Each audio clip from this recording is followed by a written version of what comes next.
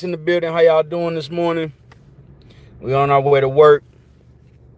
So we got this order that Trump signs to deploy National Guard into Memphis. It's finna get rough, people. Now, from the video, like this guy's gonna say, they were supposed to go to Chicago, but they were getting pushback. Is exactly what was being said. So now we got Trump writing this memorandum. I was reading it last night, trying to understand exactly what was going to be going on, but they're sending all of the federally funded organizations, your drug enforcement administrations, all your different administrations. They're sending those people into Memphis for what I don't know, and then alongside that with the troops as well. So I have to go back and read in completion, but for the most part, they're definitely sending them in as of when they're going to deploy them. I think they said that there wasn't a date that had been made of when they'll exactly go. Sorry, y'all. All right, let's play this video. Y'all should be able to hear it while I'm riding and just talking, riding and talking, people, riding and talking. Don't mind the background. Okay, so they just announced today that they're sending the National Guard here to Memphis, Tennessee. And Chicago didn't get the National Guard, but Memphis is getting the National Guard. Put a one if y'all can hear that. Our city leadership is saying that they didn't want this. Okay, they're all in unison saying that they didn't want this. However, it's happening, right? Majority it's rising. What is this for? To instill fear? Oh yeah. Oh yeah, it is. They trying to instill fear in them black boys in Memphis. We're gonna give our commentary on the way we're reacting. But yes, they sending them troops into Memphis to instill fear in them black boys, man. They want to let them black boys know that y'all powerful, but y'all ain't that goddamn powerful. Okay? Them Memphis boys, they get down out there, don't they? They get down out there. It's a whole bunch of cities like that. But why are they getting down like that? Can we answer that? See, that's the part. It's like you strip a man of his dignity, pride, his freedoms and shit like that, and then you want to enforce military on him, But let's keep going. So speed here, and he was in the hoodest of the hoods. Had a wonderful time on his live stream. We don't need the National Guard here. We don't want the National Guard here. You don't want it, but you're getting it. And that's messed up. I hope he don't get the reaction that he wants. So Trump is deciding to send the National Guard into Memphis. He wants to street media TV. Let me speed it up too. I'm gonna speed it up for educational purposes, and I'm gonna speed it up just so we can get the message done, get the message out there. The National Guard to Chicago first, but he was getting pushback from Governor Pritzker, and there's a no-no. So he says that he's going to wait on that. He's going to sit on that. They're not going to go into Chicago right away. Now he has his aim set on Memphis, maybe Memphis and then Baltimore. But we know he wants to go into Memphis. Memphis has had a high murder rate. The murder rate has been astronomical. I'm talking about all kinds of stuff going on in Memphis. Now some people are per capita sending troops in. Some people are. I read where Memphis had the highest murder rate per capita in America, from my understanding. I would have to check, fact check that information as well. I'll fact check something, but I'm not a guy that leads with statistics and per capita and all. Some of those things I don't lead with because I'm just reacting to what I'm hearing. Okay. Against it, right? Saying that they don't want military on American streets, especially coming into the black communities where our image has already been tarnished, right? So there's a lot of people voicing their opinion on this. Now, my opinion is, okay, you want to send the troops in, but what does that solve? If you don't solve the problem, that's why they had to go in the first place, then you're not going to fix the problem. So you can send troops in all day, but why does troops have to go into this in the first place? What is going on? What is the economic disparities and the deprivation and all the things that's not being fixed in yes. So let's check out some of the things that, because when we send them in, we'll send them into the black community, right? Black and brown communities, right? Yes. So let's look at some of the racial disparities and economic disparities that goes on in Memphis. Check this out. So let's look at economic opportunity and wealth. Persistent wealth and income gaps continue to hinder economic mobility. The median income for black Memphians is significantly lower than for white Memphians, and the poverty rate is more than double. So a lot of our people, right? It's unfortunate, but they're still at entry level working. They're still at entry level base jobs. Basically, they're not making the money that the people make, and per se, like the ones that make the best average is what it sounds like, you know. With an entry level job, they probably making $40,000. I don't know. I don't really know how much the money looks like in Memphis. I'm not from Memphis, but in Charlotte, how you doing, Miss Collins? Salute to you. In Charlotte, entry level is pretty low here in Charlotte too. I think they still paying people like $11, $12. But of course, we know that the federal regulated minimum wage is $7.25, right? So what he's saying is that there's a gap in between how people make money in Memphis. Okay, now we do have to take account. Our men and women have to take accountability. They have to make sure that they go out and get some type of trade, some type of skill, go back to school. They got to do something like that in order to get into a better working, paying job. Okay, that way you're able to maintain and dwell, you know, just like the rest of the men. Needed included. Investment in Black-owned businesses, data-driven programs, investments are needed to directly address the core issues faced by Black entrepreneurs and business owners. Capital and financial literacy resources to help Black residents access loans, build credit, and grow assets. Grow assets are vital for closing the wealth gap. Centuries of racist policies have limited Black wealth and incomes and access to capital. Economic empowerment initiatives. These includes job training programs and opportunities that lead to stable, well-paying jobs. Displacement of long-time residents and disclosure of businesses due to gentrification threatens the economic fabric of Black neighborhoods. Right. Yeah. If you go up here, it says access to culturally competent healthcare. Healthcare providers must build trust with Black people. But let's be honest though, see, and that's why I always say, like, you know, it's one thing to not go and find and research these things yourself, you know, to figure out how to get into a better situation. But what if this is the targeted economy? You know, what if these are the people that they don't want sustaining the economy? What if they just want those white men to sustain the economy? You know what I mean? Like, if those are the guys that they're already targeting to take the low paying jobs, to take the entry level base pay, why would they ever want to change that anyway? So it's always like a catch to that, in my opinion. All right, it never feels like, or never seems to change. That's been an argument for years, right? People been arguing that type of stuff for years in the economy, with the economy. But somebody has to do it. Somebody got to be your janitor. Somebody got to be your driver. Somebody got to be your cook. Those things never seem to change. Now, of course, you have to make progress in life. We gotta make progress in life, because if you're not making progress, then of course you're never going to see a substantial change in your pay. So that's just like the person that argues, man, I go to work every day. I take care of business at work, but I don't get I don't get a fair shot on getting a substantial raise in the company, or they never make me manager. You know, I can't become the supervisor. You know what I mean? With the Black community by acknowledging and validating the experiences with historically discriminatory medical system, medical healthcare access. Black individuals are likely to receive mental health treatment despite facing similar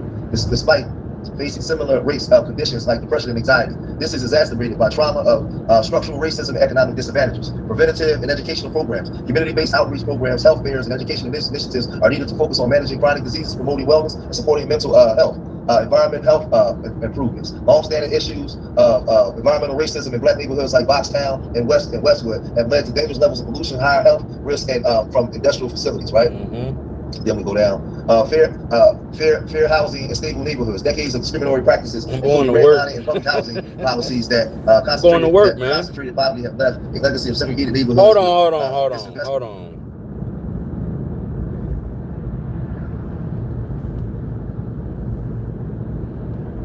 Hold on. So, who said I was a victim?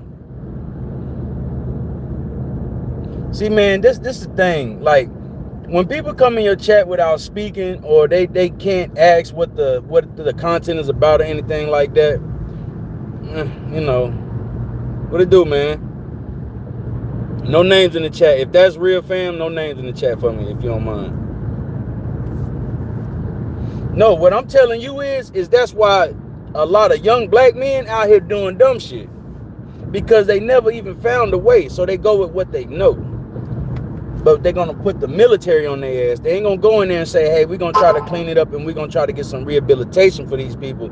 We're gonna try to make sure that these people do learn and understand how to make their way through America. I'm not a criminal, bro. I don't have a background. I don't have felonies. I don't have that type of stuff in my life. Okay? I'm a working man. I got trades under my belt, all types of stuff, okay? Damn, rocks on the goddamn highway. All right? So I'm not playing victim on here. I'm honestly, yeah, maybe I'm giving an excuse for why the black men do what they do in the communities.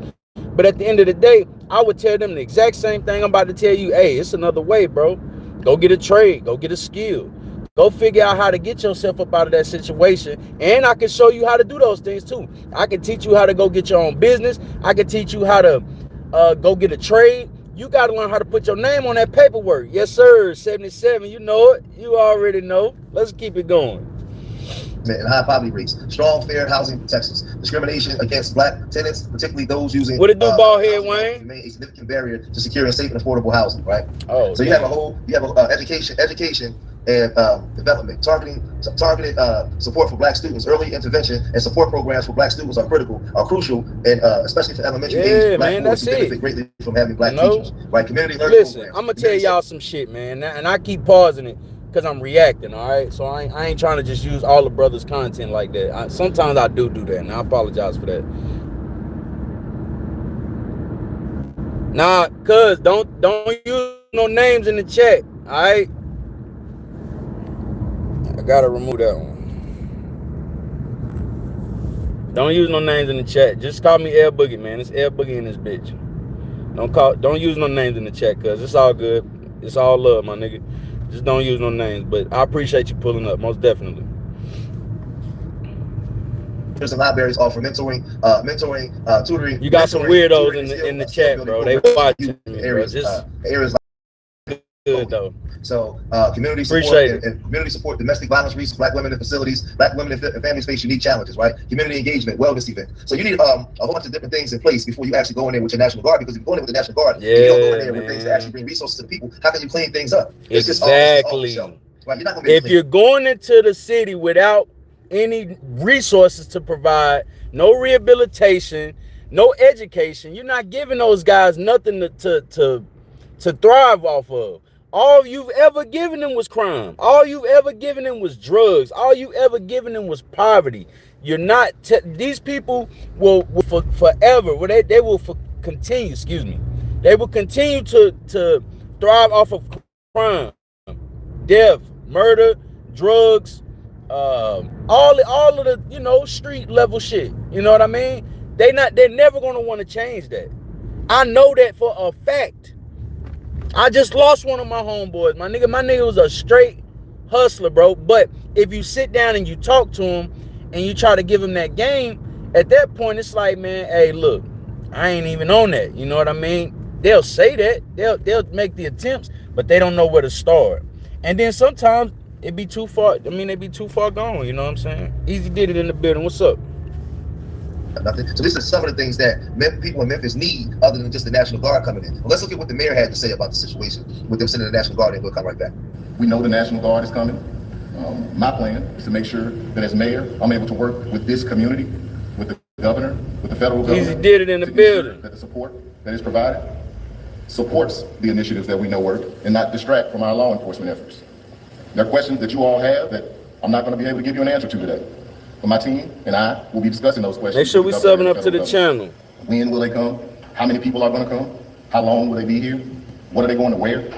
Where are they going to be geographically in the city? What assignments will they have? Those are all questions that we have and that we are going to work through together as a community. Feds everywhere, today, as I mentioned earlier, it represents a diverse range of Memphis. And look, there are some that support it and some that don't. I'll go back on that one. They said they bringing them all in.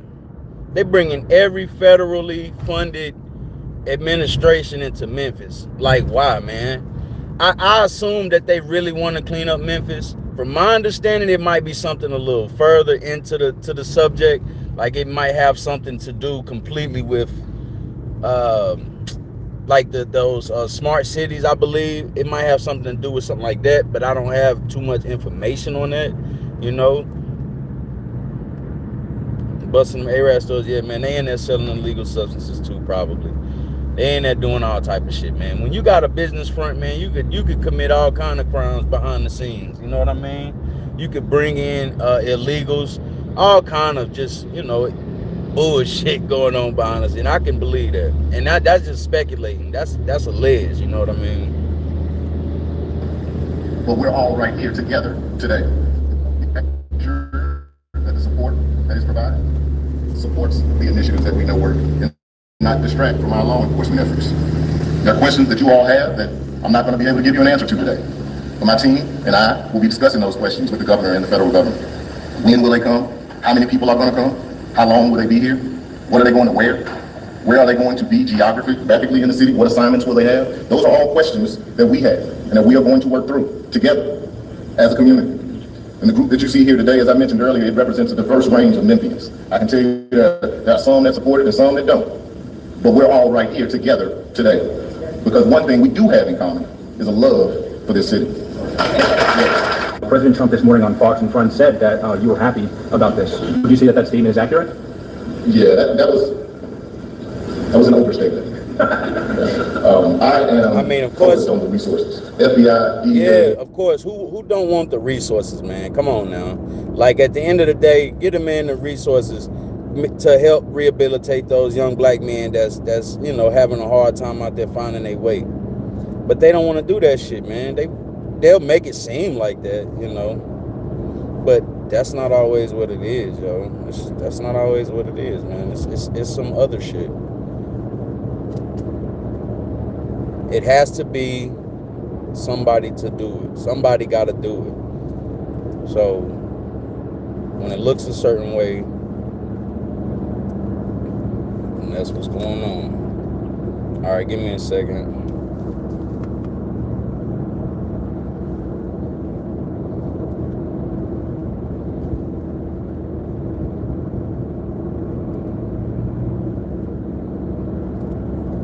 Let's get back to that one.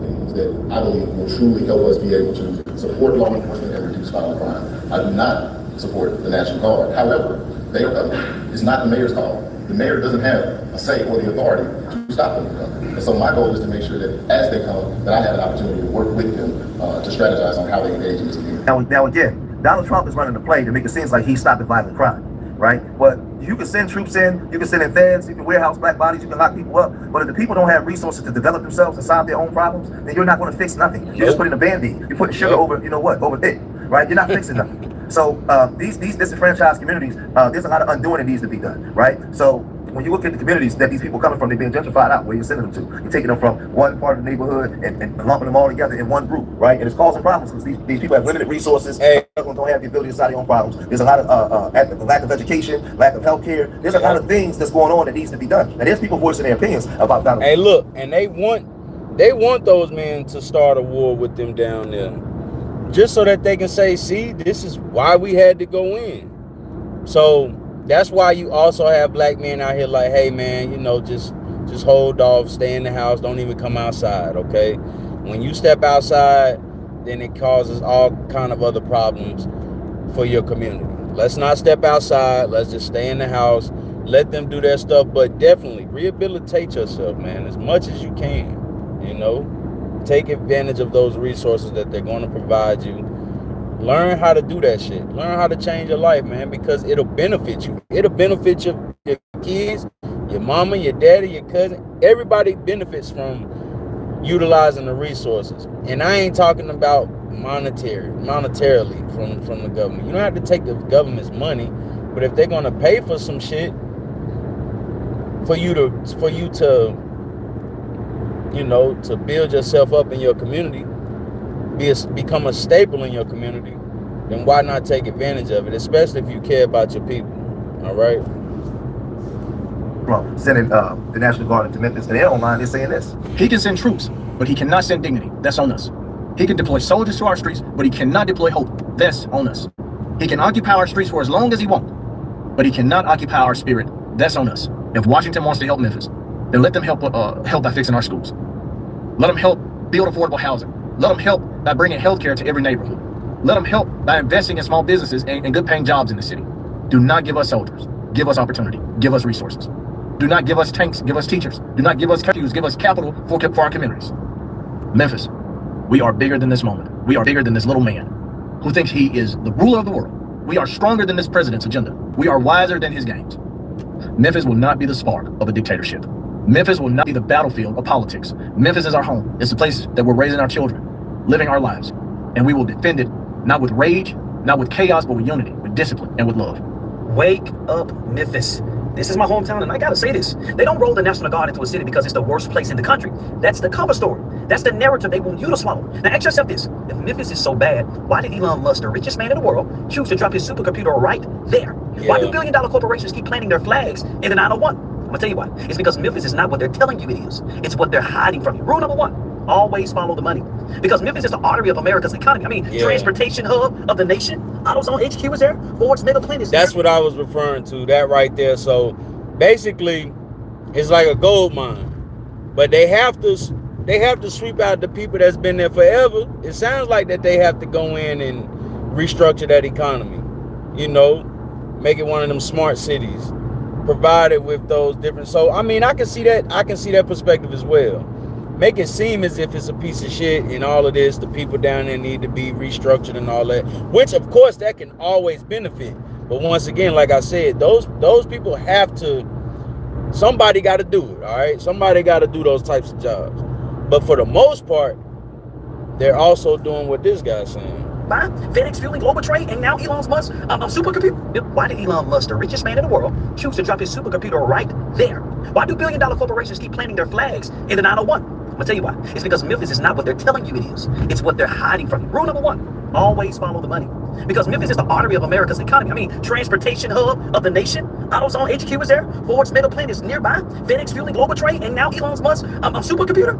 This isn't random. This is repositioning. But here's the play. While they've got you distracted arguing about crime and politics and fear, they're quietly buying up the land and flipping the script in their favor. See, crime is the curtain. Makes sense. The real show is control and cash. Hear me prophetically. The greatest wealth shifts always come wrapped into the skies of chaos. They want you scared so you can scatter while they secure. Mark this down. Memphis, Tennessee is not dying. It's being rebuilt. In 5 years, you'll see what they were really doing while you were busy feeding on fear.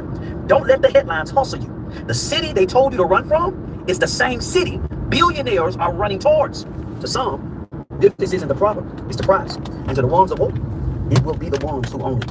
So I agree with both these brothers talking, right? And one thing I keep telling you guys about gentrification, the urban criminal is obsolete. They don't need you no more. We're in the digital age, right? They don't need you having babies no more. They don't care nothing about you being married. They don't care nothing about 30-year mortgages, everything. They want you out of these communities. These communities where the so-called ghetto was, right? Where the so-called ghetto reside, sits on the highest market value for real estate. So what used to be a $3 crack shack now is selling for $300,000-$400,000. Some of these 3-story brownstones are selling for millions of dollars. And they used to be crack shacks, right? They definitely did that in Charlotte. So they gentrify you out of those places in Philadelphia and Brooklyn, especially the East Coast corridor. They get you up Boston, down to Virginia. They get you up out of there. They get you up out of there. They don't need you. They don't need you. So when you say that this is the hub, transportation hub of America, hey, look, I'm gonna come back. Because that's the damn truth. Like Charlotte, one of them places now, it's more diverse than ever. It used to be one of those types of cities where, you know, you could pinpoint, oh, that's a black community. Well, now you drive to the east side of Charlotte, that's a white community. I mean, that's not a black community, that's a brown community. Okay, and then you got your yellow communities, and you got your red communities. Like it ain't really about the black communities no more. All right, we kind of are slipping up out of those seams, man. That's why we got to just continue to rehabilitate ourselves, uplift our communities. And even if we got to shift, even if Memphis ain't the place no more, even if Charlotte ain't the place no more, time to move around. Hey, let's get to it, you know. Go build your Black Wall Street somewhere else, man, you know. Because obviously they want this land. But if you can, get in where you fit in. Figure out what's going on. You know, buy up some of that property that they talking about, because it's going to flip, you know. Even when all of the property value go down in those cities, or a city like Memphis, shit, go in there and throw your money in the pot, man, and come up off of them. See, those are the types of things we need to be on anyway. We need to be on figuring out how to make that money off them investments. Stop investing your money into shit that ain't gonna benefit you at all. You ain't got no retirement on it. You ain't gonna get no return on paper. Nah, figure out how to do those things. That way you good. You know what I'm saying? Let's get to what Trump wants to do first, and then we'll come right back. Cities, we're going to take care of all of them, step by step, just like we did in D.C. We have virtually no crime in D.C. right now, and we're going to keep it that way. It's our nation's capital. We're going to keep it that way. We're going to federalize it if we have to, but we don't have to anymore because it's in such great shape. This task force will be a replica of our extraordinarily successful efforts here, and you'll see it's a lot of the same thing, although the numbers here are really something. They're really bad. Now, we did send FBI in about 4 months ago to work, and it brought some of the numbers down, and they did a great job, but we're sending in the big force now. We also sent them into Chicago on a sort of a moderate basis, and we brought down crime a little bit in Chicago, but we're now going to bring it down very big. We're going to be doing Chicago probably next. I was with a great businessman, a man who is involved in all cities through his business, and I say, who do you think should be next after Memphis? And he said, sir, you've got to save Chicago. We're going to wait a little while. But he said, you got to save Chicago. You can't let it go. And this is a very prominent man that everybody knows. And this is from another man in Memphis was saying, Bill, he was saying, very interesting, he's on the board of FedEx. And his hotel is about a block away. And he said, when I walked there, I said, I don't want to do this again. I never want to do it again. And they won't let me walk there. They take him in armored vehicles. They take the board members of FedEx in armored vehicles like a block away to the hotel. This shouldn't be the U.S. This shouldn't be the United States of America. Sounds like they've been targeted anyway, I mean, just say something like that. Like, dude, you got to do that every night to leave the warehouse, the business. Like, man, that's not, I don't know. I think they just want the product. They don't want to rob the man with a damn credit card on them all the time. But whatever. All right, man. It's been real. It's your boy L Boogie Reacts. That's just a little bit of the content I got to offer right now. We'll get back to the content soon. Hug your loved ones. Let them know you love them. Tomorrow's never promised. It's your boy L Boogie Reacts. We up out of here. Salute.